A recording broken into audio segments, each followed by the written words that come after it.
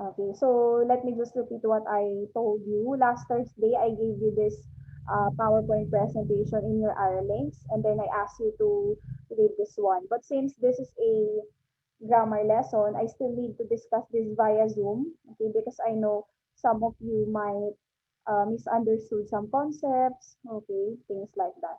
So anyway, class, we'll have modals first, and then we'll proceed with context clues afterwards, okay? So the question is, are you familiar with modals? And what are the use of modals? Okay, so for example, this sentence, Maria can play volleyball very well. Okay, so the modal, okay, or the modal verb in the sentence is can. Okay, the ones in bold letters. I mean the ones in bold. Okay, what do you think is the function of can here, class, in the sentence? Okay, Lou Angela, you're raising your hand. Do you have something to say? Expresses ability. Yeah, it expresses ability. Very good. Okay. The word or the modal can expresses ability. That Maria, okay, can play volleyball very well. Yes, it suggests ability. Okay. And you know what? You can also use can when you ask permission. But the thing is that it has a lesser chances of getting, what do you call this? Getting permitted when you use can. Okay, that's why class, uh, the best modal that you should use whenever you ask for permission is may. Okay, are you familiar with that one? And may also class suggests that suggests formality, okay, and it is respectful compared to can. Sometimes when a student would ask me, "Can I go to the bathroom?" Okay, I would rebut that kid with, "Yes, you can, but you may not." Okay, so yeah, you should use may instead of can when asking for permission. Anyway, class, generally the use of modals or modal verbs is that it gives information, okay, or extra details with the main verb beside it. Okay, so the main verb in the sentence is, anyone who can tell me what's the main verb in the sentence? Maria can play volleyball very well. What's the main verb? Actually, there are two verbs here, right? The modal verb and one action verb. Okay. Sige, Marcella. What's the main verb in the sentence, Marcella? The main verb is play. Okay, very good. Yes. The main verb in the sentence is play, but the modal verb is there to help the main verb. Okay. That's why modal verbs are also called as are considered as helping verbs or auxiliaries because they help the main verb in the sentence. Okay. They are actually special verbs. Okay, there you go. I already told you this one. It's a helping verb. Modal is a helping verb. Just like is, are, am, was, and were. Okay, they give more information about the main verbs that follow them. Okay, modal verbs include can, could, may, might, must, ought to. Okay, sorry for the typo. This should be O-U-G-H-T. Okay, ought to, shall, should, will, and would. Okay, so we have various examples of modal verbs. So now let's try to use them in a sentence. Okay, so let's have with can first. It expresses ability. You use it for asking for permission, making a request, or giving a suggestion. So let's have the table. Okay. So we have here a sample sentence for can when you use it when you express ability. So just like the given example a while ago, Maria can play volleyball very well. So it suggests that Maria, okay, has the ability in playing the volleyball. Well, this one, okay, it suggests that Fred has the ability to play the ukulele very well. Okay, next, asking for permission. Can we go to the park on Saturday? Okay. Then making a request, can you go Che, check if pero the, yung ask for permission, pwede din i-use doon yung may, di ba? yeah, just like just like what I told you a while ago, you may use may. And actually, I'm suggesting to use may instead of can, okay, because there's a higher chances of getting permitted when you use may compared to can. Okay, and then giving suggestion, you can play an old song to a new tune. Okay. Actually, class, the function of these modals are overlapping. When I say overlapping, uh, for example, can may be used for asking for permission, and then may also may be used for asking for permission, right? Okay, so sometimes they have the same function also. Okay, it depends on how you use them in your sentence. Okay, so as what you can see, class, okay, asking for permission and then making a request is in a question format. Okay, so yung kanina, di ba, based on the meaning of the modal verbs, it is beside the main verb helping it. Okay, but on this case, when you ask for permission and when you make a request, it is not beside the main verb. Okay, compared to this one, compared to expressing ability and giving suggestion. Okay, next, could. Okay, okay, it's almost the same, but could is the past tense of can. Okay, Carl could finish the project in a day. Okay, asking for permission. If Oliver exercises regularly, he could lose weight.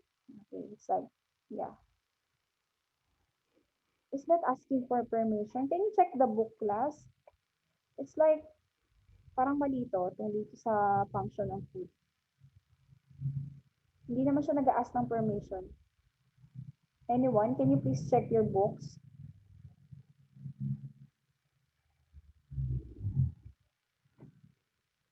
Sophia, makadangdang, can you check your book? The modal code. Meron teacher. Hindi po. O ano yung tama? What's the correct one? Possibility? Is it Express. possibility? Yes, teacher. Okay, sabi na nga ba? Yeah, there's something wrong. Express possibility. Yeah. So there is a possibility that Oliver could lose weight. Okay, there you go. And then making a request, could you deliver these bags to Melinda? And then giving suggestion, you could wear a yellow vest over that purple shirt. Hmm? I don't think that would look good. Yellow and violet. Okay, next. Let's have May. Okay, we were talking about May a while ago. So may be used for asking for permission, giving permission, expressing possibility, and making a wish. Okay, so let's have the following examples. When asking for permission, okay, may we gather those sheets of paper lying on the floor? Okay. And then when you give your permission, you may call us in case of an emergency. Okay. Example of giving permission also, yes, you may go to the bathroom. Okay, things like that. Aside from that, when you give your permission using may, yes, you may use uh, the PS4 after studying. Expresses possibility. Del and Jonah may visit this afternoon. Okay. So as what you all know, class, when we express possibility, there is a chance that it will happen, or there is also chances that it might not happen. Possible lang. Okay, and then making a wish, may you have more birthdays to come. Okay, any more example for making a wish using may? Okay, may you have a successful life someday. Okay, any more examples? Uh, okay, during New Year's, we use may, right? When we wish someone a prosperous new year. Okay. May you have a wonderful year ahead. Okay. May you have a prosperous May you have a Merry Christmas and a prosperous New Year. Very easy. This year wasn't even wonderful. Come again. Teacher, this year wasn't even wonderful. Okay, that's a comment from the statement that I made. Yeah, this year wasn't even wonderful. Well, yeah, that's why we are looking forward to 2021. Okay, because we still have high hopes, even though things are not uh, going so well. Okay, things are not, happening based on our plans. Okay, 2020 canceled most of our plans. Okay, next. Okay, might. Okay. So there are only two. It expresses possibility and make an offer. Okay. Example, there is an accident on the road. We might arrive late. Okay. Expresses possibility. What else? Can you give me other examples, class? Okay, of a sentence that expresses possibility using might? Okay, I want Tiffany. I want to hear Tiffany.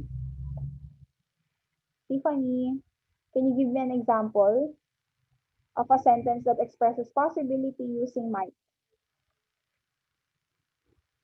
Might. Get ready. We might get be late at school. Come again? Get ready. We might be late at school. Okay. Get ready. We might be Be late at get school. ready. We might Mhm. get. We might get. We might be late at school. Okay. Or you may revise your sentence with this one. Just make it two sentences. Hurry. Hurry or we might be late at school. Okay, pwedeng ganun. Okay. And then when you are making an offer, you might need these treats. Okay, what else? Uh, Making an offer. You might need these cleaning products. Yeah, possibly. Pwede. What else? Okay, how about Gabriel Angeli? Can you give me example, Gabriel? There might Yeah. And then you are making you an might offer. not You, like what will happen later. you might. Sure, ano rin sabi mo? I'm asking for an example under making an offer. Parang hindi offer yon, right? It doesn't sound like an offer. You might need this jacket for the cold weather. Okay, yes. You might need this jacket for the cold weather. Yeah. We need jackets right now. Next, we must. Teacher, parang advice rin na binibigyan mo siya ng advice na Yeah, kunin mo yung yeah, jacket. yeah. It's an offer. Okay, very good. Next, must. Okay. Imply duty or obligation. Show force or need and give suggestion also. So those are the three functions of must. Example of implying duty or obligation. Everyone must bring their study kits tomorrow. Okay. Another example. Attendance is a must. Okay. Do you always hear that sentence when you go to school before? Attendance is a must. Okay. That's imply obligation. Next, show force or need. You must follow her directions carefully. Okay, yes. So this one, it's a need. Showing showing need. Because whenever you don't follow the instructions, of course, you will mess up. Next, give suggestion. You must watch the movie. Okay. Pag sinabi na kasi must, it's like you really need to. Okay, you really need to watch this because it is something good probably. The movie might be good. Okay, may I check there's someone who chat.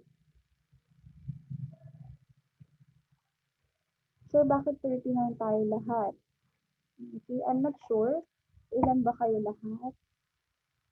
Grade 6, 2, 4, 6, 8, 10, 12, 14, 16, 17, 18, 19, 20, 21, 22, 23. Nalilito ako sa imply duty at sa show force.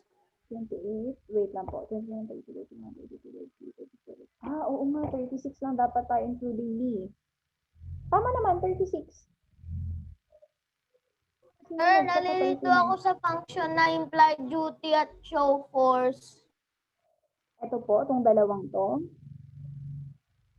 Yes, sir.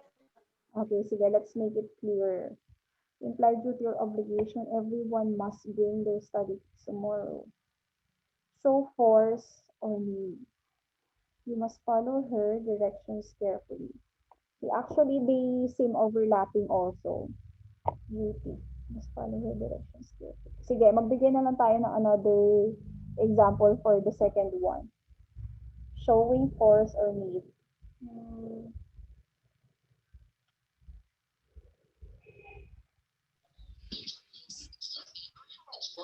Anyone who would want to give an example for the second one? Francis, would you want to give an example for showing force or need? You must, or you may want to change into another subject.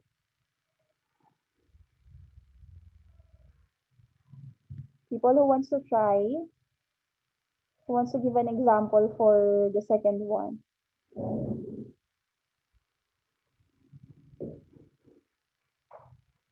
Okay, sige. Josiah. I think Josiah has something to say. Sir, you must follow the instructions in the book. Yeah, you must follow the instructions in the book. Okay. Ganito, Jasmine. For the first one, implying duty or obligation, it means that you really need to do it. Okay. For the second one, you need to do it also. Okay, it's the same with the first one. You need to do it. But the thing is that you need to do it because it's a need. Okay. And yeah, that's the difference. For the first one, okay, you are really obliged whether you like it or not. Okay. For the second one, uh, they are forcing you to do it because okay, you need it. Okay, you personally need it. Okay. Less than a minute na lang tayo. So yeah, ought to, we have implied duty or obligation also, and then state an expectation. Example, Ron ought to keep his word. Ron ought to keep his word. State an expectation. The mall ought to arrive today. The mall. Tama ba yung sentence ko, class? Can you take a look on the book? Bakit mag-a-arrive yung mall? Siguro pwede pa to, the delivery ought to arrive today. The delivery from the mall ought to arrive today. The mail po, di the ball. Okay. It's mail. It's mail, not mall. Okay. Pwede rin itong